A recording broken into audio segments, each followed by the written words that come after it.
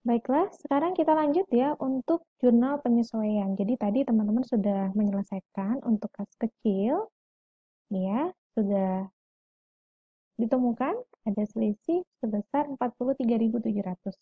Nah, sekarang kita akan membuat jurnal penyesuaian, di mana kita akan mendebit beban, jadi seluruh pengeluaran dari tanggal 21 ya, 21 Desember sampai dengan tanggal 30 Desember.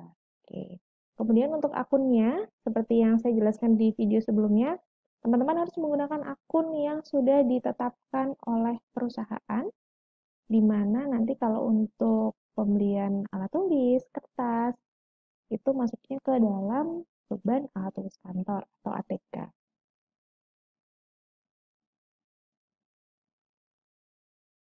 Oke, nah di sini sudah ada ya transaksinya. Nanti karena teman-teman mengerjakan kertas kerja manual, jadi nanti harus ditulis semuanya ya, dari tanggalnya, kemudian transaksinya apa, dan nominalnya berapa.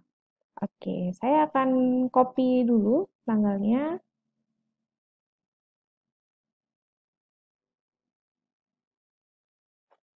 Kita lihat kembali, tadi di tanggal 21 ini kan transaksinya sama ya, sama-sama untuk pembelian alat tulis kantor. Karena tanggalnya sama, sehingga kita cukup membuat ke dalam satu akun. Jadi dijumlahkan. 62.800 ditambahkan dengan 95.000. Beban alat tulis kantor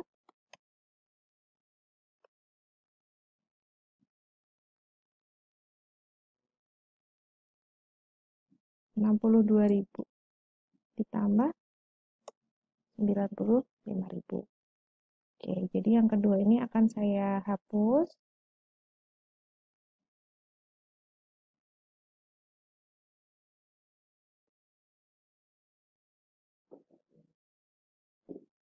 Lanjut di tanggal 22 tadi ada kwitansi reparasi mobil. Nah, ini ya. Tanggal 22 itu ada kwitansi reparasi mobil. Ini masuknya adalah ke dalam beban reparasi dan pemeliharaan kendaraan. Jadi kita akunnya kita sesuaikan ya. Beban reparasi dan pemeliharaan kendaraan. Kita geser dulu. Sebesar 160.000. Oke, lanjut tanggal 23 itu ada nota pembelian bensin. Nah, pembelian bensin ini masuknya ke bahan bakar ya. Beban bahan bakar 5. Lanjut tanggal 23 ada penggantian minyak pelumas. Nah, ini masuknya adalah beban reparasi dan pemeliharaan kendaraan. Oke, saya tinggal copy aja ya. Itu nominalnya 184. Oke, kita lanjut lagi. Tanggal 24 itu ada kwitansi reparasi komputer. Kalau komputer itu nanti masuknya untuk pemeliharaan peralatan kantor. Jadi akunnya adalah beban reparasi dan pemeliharaan peralatan kantor. Nominalnya sebesar 105. Oh, sorry. Lanjut tanggal 25 ada bon gaji karyawan. Nah, bon gaji karyawan itu masuknya akun piutang karyawan. Jadi karyawan pinjam uang ya ke perusahaan. Nominalnya adalah 250. Oke, lanjut tanggal 26 pembelian makanan kecil. Nah, ini masuknya ke rumah tangga. Jadi kita buat beban rumah tangga sebesar 107.500.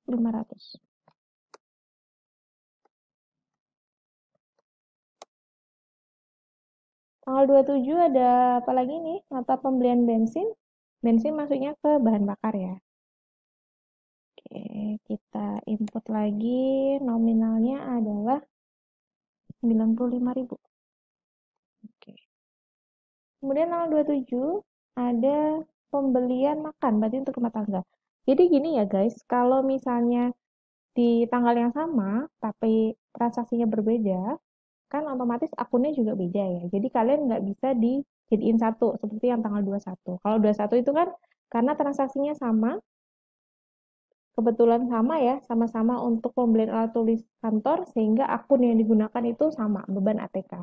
Tapi kalau yang contoh kasus tanggal 27 ini kan transaksinya beda, kemudian akunnya juga beda, sehingga kita tidak bisa menyatukan, nggak bisa ditotal jadi satu. Oke, kita lanjut lagi tadi sampai rumah tangga ya.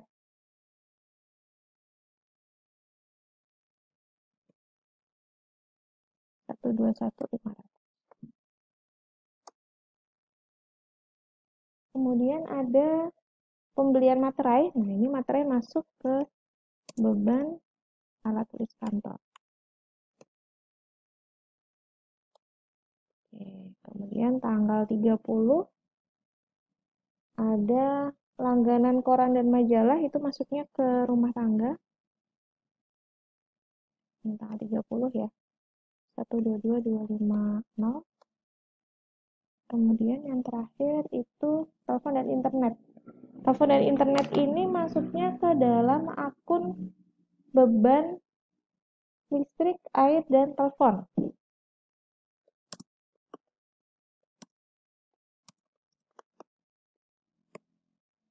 Oke, sebesar 150.300 rupiah. Ya, sudah. Kemudian tadi ada selisih ya, selisih kas. Nah, kita harus catat juga di sini 43.700. Kemudian kreditnya adalah kas kecil.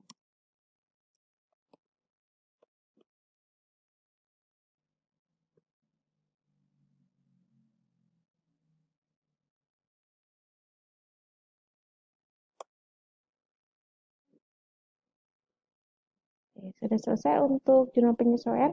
Kalau jurnal penyesuaiannya teman-teman mau buat per tanggal itu boleh ya, jadi nggak usah di list seperti ini juga boleh. Oke, sekarang kita lanjut ya ke perhitungan saldo. Di perhitungan saldo kas, setoran dalam perjalanan, dan cek yang masih beredar. Untuk perhitungan saldo kas 31 Desember 2010, teman-teman bisa lihat di buku kertas kerja warna hijau ya, halaman itu ada lampiran 1, halaman 9. Di situ ada catatan saldo menurut perusahaan atau saldo menurut catatan perusahaan sebesar 45.283.076 rupiah. Jadi tinggal di input saja ya nanti. Oke, buat dulu saldo kas per 30 November.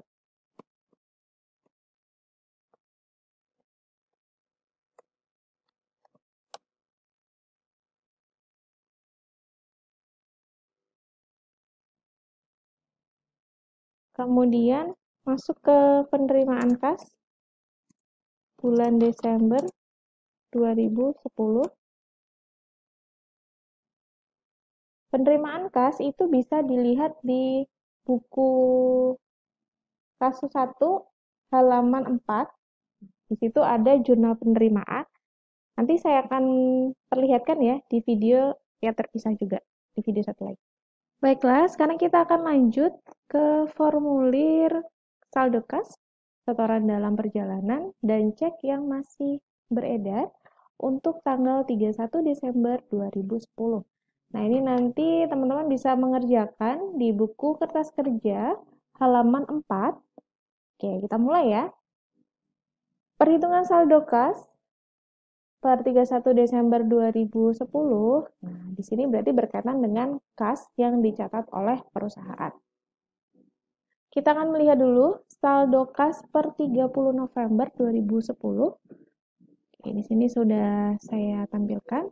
Untuk melihat saldo kas per 30 November, itu ada di buku kertas kerja halaman 9. Nah, ini ya, sudah ada lampiran 1. Halaman 9 ini adalah rekonsiliasi bank, di mana sudah ada catatan saldo menurut perusahaan. Oke, saya highlight saja. Ini saldo menurut catatan perusahaan sebesar Rp45.283.076. Ini yang akan kita catat di kertas kerja ya untuk saldo kas 30 November 2010. Kita kembali lagi di kertas kerja. Oke, sudah saya isi ya, 45.283.076. Selanjutnya itu adalah penerimaan kas bulan Desember 2010.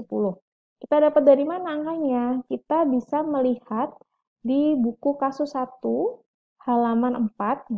Di halaman 4 itu kan ada jurnal penerimaan kas. Ya, itu sudah ada kas yang diterima dari tanggal 1 Desember sampai dengan tanggal 31. Yang ini ya. Di tanggal 1 sampai dengan tanggal 31 Desember. Supaya tahu berapa totalnya, teman-teman semua harus menghitung dulu. Dari 115.000 ini ditotal semua sampai ke yang 3.450. Nanti kalau sudah ditotal baru tahu deh berapa. Ini 115 650 495. Oke.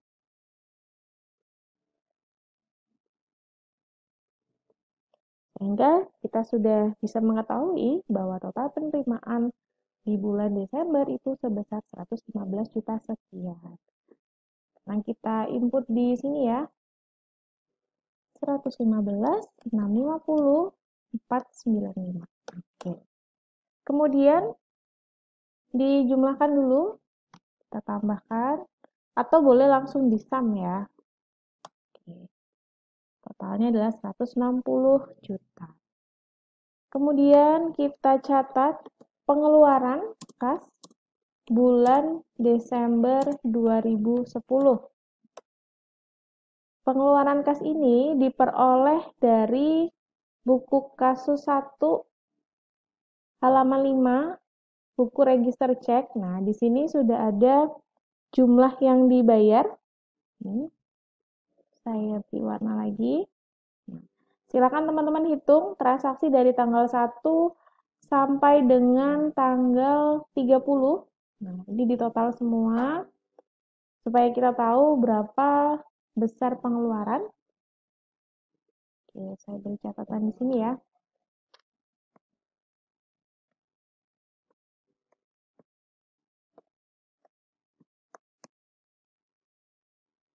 Oke, totalnya sebesar 81 juta sekian. Kita balik lagi ke kertas kerja.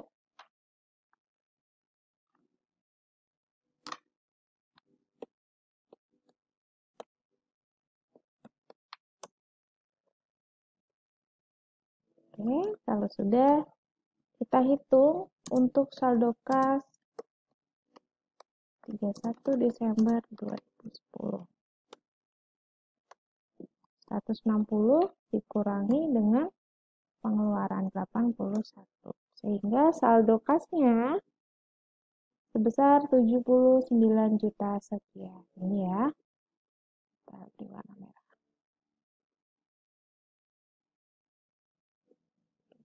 Sekarang kita lanjut untuk perhitungan setoran dalam perjalanan 31 Desember 2010. Nah, di sini ada dua setoran ya, setoran tanggal 30 dan tanggal 31. Dan kita tulis saja setoran 30 Desember dan setoran 31 Desember. Nah, ini teman-teman lihatnya dari mana? Dari kasus 1. Ini ada ya.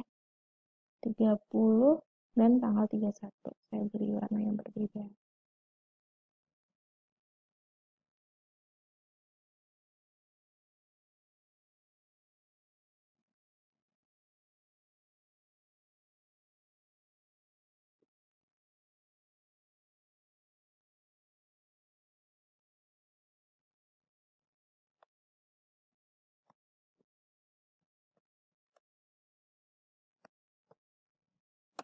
Oke, kita jumlahkan. Setoran dalam perjalanannya berapa?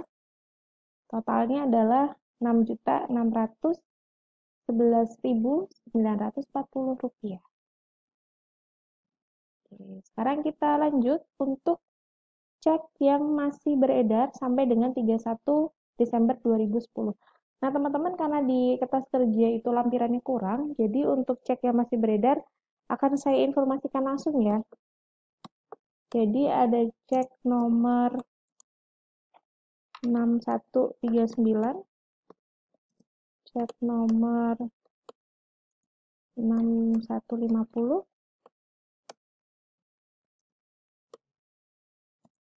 6158, dan cek nomor 6159. Nah, untuk nominalnya itu ada di buku 1. Itu di buku 1 juga ada.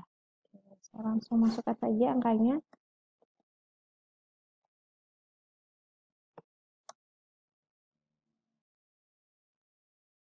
Kalau untuk yang 6159 itu lihatnya dari lampiran 9. Nah, itu sudah ada ya. Cek nomor 6159 nominalnya berapa. Kemudian kalau yang 6150 di sini ada. Jadi bisa dicari ya.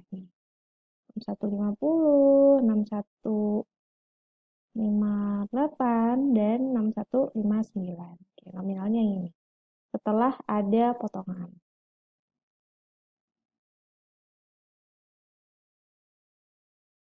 Oke, kita lanjut ke kertas kerja.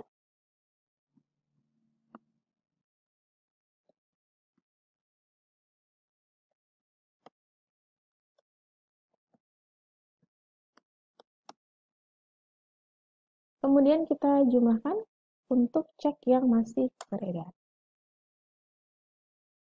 Sekarang kita lanjut untuk rekonsiliasi bank tanggal 31 Desember 2010.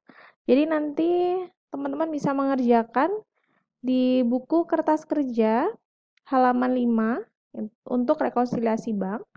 Kita mulai ya dari saldo 31 Desember 2010 menurut catatan perusahaan. Jadi ini yang dicatat oleh perusahaan. Saldo per 31 Desember, maaf ini 2010 ya. Oke, saya ganti dulu. Ini bisa dilihat di perhitungan saldo. Perhitungan saldo per 31 Desember. Ini ya, 79 juta sekian. Tinggal dipindahkan saja.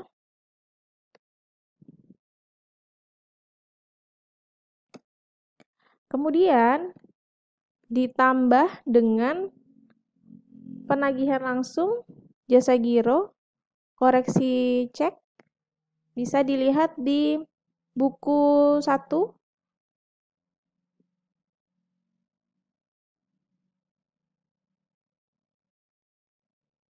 Ya, di sini ada penagihan langsung 4.800.000, kemudian ada 3.300.000 sekian. Jadi di tanggal 16 dan di tanggal 25. Nanti untuk jasa giro tinggal dimasukkan juga ya. Ini 686. Di sini sudah ada keterangannya. JG itu adalah jasa giro, PL itu adalah penagihan langsung. Kemudian untuk koreksi cek, dilihat informasinya. Oke, kita lihat di sini ada informasi cek nomor 6142. Nah, ini harus kita koreksi ya. Kenapa? Karena di cek tersebut dicatatnya 358.000 sekian yang diuangkan di bank tanggal 1 Desember 2010. Tapi yang tertulis di cek itu ternyata 1.358 sekian. Jadi harusnya yang dicairkan itu adalah 358.000, tapi yang dicek ternyata ditulisnya adalah 1.358.000 sekian. Oke, sehingga nanti ini harus kita koreksi ya. Ada koreksi catatan senilai 1 juta. Gitu. Ada perbedaan pencatatan. Jadi ada selisih di situ. Lanjut kita ke cek nomor 6157 nih. Itu sebesar 3.375.000 yang diuangkan di bank tanggal 30 Desember 2010. Akan tetapi tertulis dalam cek bonggol atau terus dalam bonggol cek itu adalah sebesar 3.780.000. Oke, sehingga ini juga harus dikoreksi ya. Sebesar 405.000. Oke, ini akan kita masukkan ke dalam buku kertas kerja. Oke.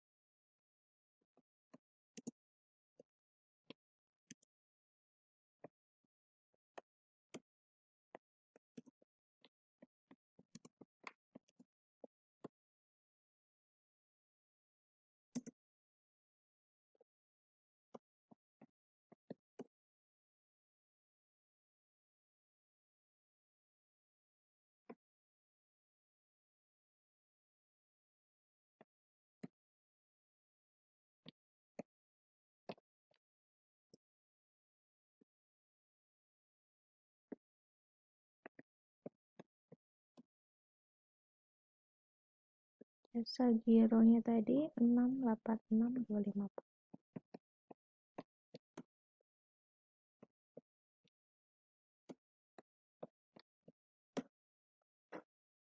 Oke, kita jumlahkan dulu ya untuk besaran yang akan ditambahkan.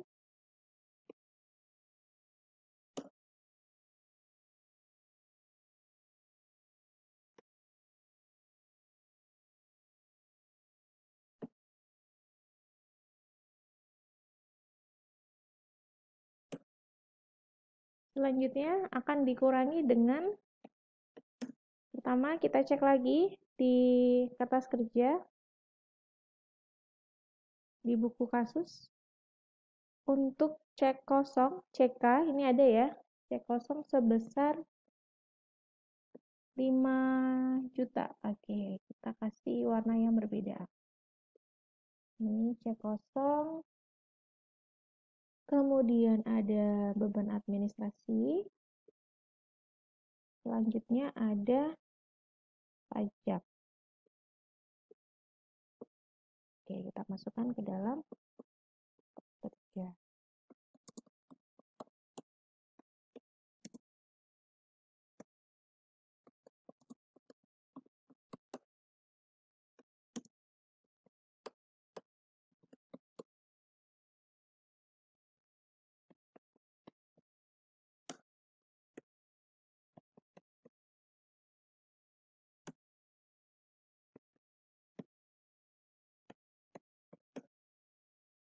Kita jumlahkan juga.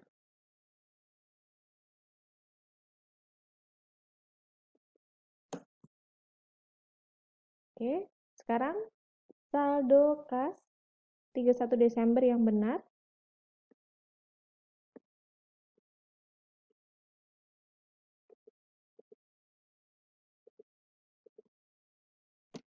Rp90 juta dikurangi dengan 5.574.000 sekian. Oke, kita beri warna. Sehingga ini adalah saldo kas yang benar. Ini untuk catatan perusahaan ya. Selanjutnya kita akan mencatat kembali untuk saldo 31 Desember 2010 menurut laporan bank.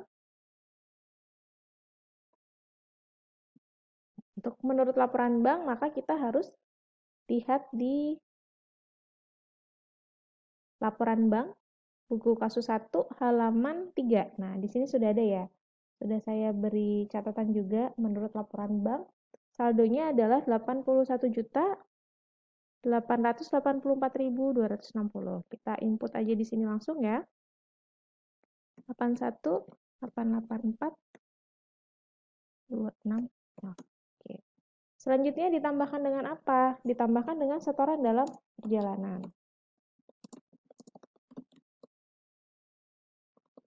Oke.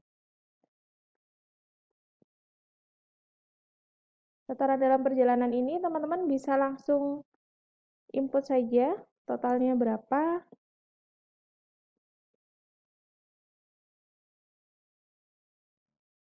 Kalau bingung dari mana bisa lihat dari sini ya. Nah, dari ini. Dari perhitungan saldo di sini ada setoran dalam perjalanan 3.161 sekian dan 3.450. Ini langsung dijumlahin aja boleh atau langsung ke totalnya aja juga boleh. Oke, kita lanjut lagi dikurangi dengan cek yang masih beredar. Nah, untuk cek yang masih beredar sama ya teman-teman, tinggal lihat dari perhitungan saldo. Oke, langsung kita isi saja cek yang masih beredar. Oke. Mungkin harus diketahui juga ya, cek yang masih beredar itu maksudnya apa? Itu adalah yang dikeluarkan oleh perusahaan. Jadi cek itu sudah dikeluarkan oleh perusahaan tapi belum dicatat oleh bank gitu. Totalnya langsung saja ya. Kemudian dikurangi dengan koreksi cek nomor 6152. Itu dilihat dari mana? Dari buku 1. Nah, di sini tadi kan ada informasi tambahannya. Jadi teman-teman harus simak informasinya juga, informasi tambahannya. Ini ya, 6152 diuangkan di bank tanggal 23 Desember. Yang benar adalah 671.250. Tapi di dalam laporan bank itu keliru, di debit 670.500 rupiah. Sehingga kan ada perbedaan sebesar 750 rupiah. Nah, karena di debit kan harus dicatat juga ya di sini ya, 750. Oke, tadi untuk koreksi cek nomor 6152 sudah di-input ya, Rp750. Kemudian ini akan kita jumlahkan dulu untuk pengurangnya.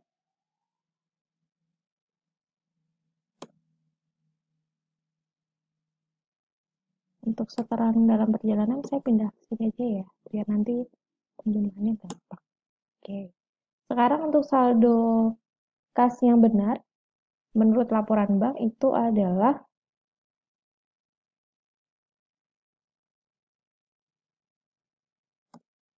ini belum dijumlahin ya.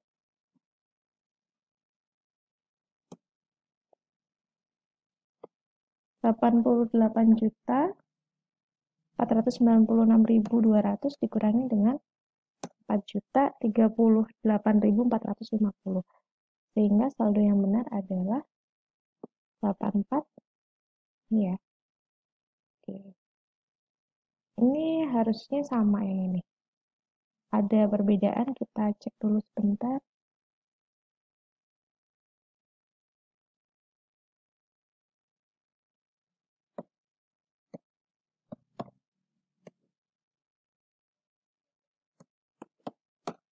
Oke.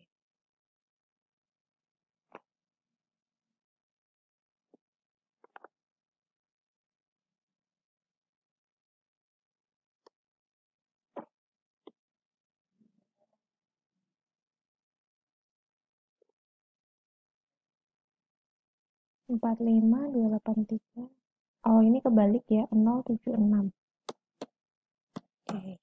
sehingga saldonya sudah benar. Untuk rekonsiliasi bank itu menurut laporan bank dan menurut catatan perusahaan itu harus sama. Jadi balance ya.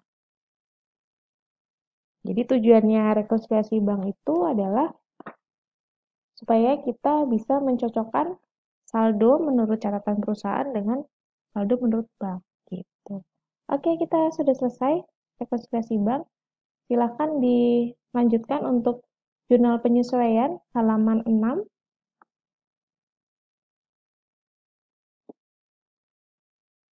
Nih ya, jurnal penyesuaian halaman 6, kemudian faktor-faktor penyebab perbedaan jumlah menurut laporan bank dengan menurut perusahaan itu yang faktornya apa saja. Dan yang terakhir adalah pembuktian kas untuk rekening giro Bank Sumatera.